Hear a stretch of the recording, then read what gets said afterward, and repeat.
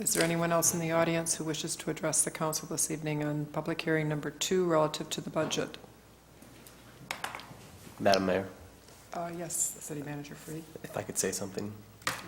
In response to Mr. Warren's comments, everything he said is true.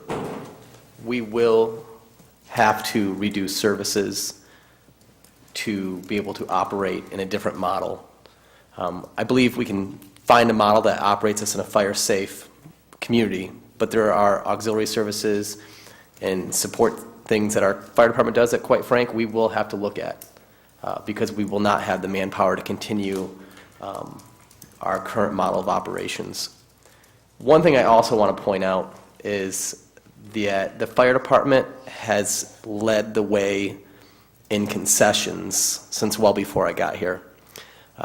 Previous managers have told me since beyond 2006 that when the economy took a hit during labor negotiations, the fire department was the first one to take the lead on paying more in to pensions, taking concessions and health care costs.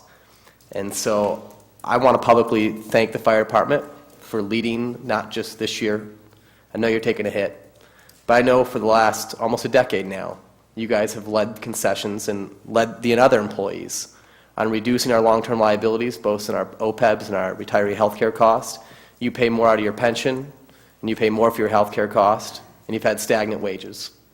And you've done that without compromising service to the people of this community. And I want you to know that when I made this budget and proposed it to council, it was extremely difficult. And I thought about your families. I did. And that's why I proposed, instead of layoffs, we'd spend money to do buyouts to protect the next generation. And I look forward to discussing this with the council during the budget session, but I did think it was important to note the sacrifices and the leadership that our fire department has demonstrated for years.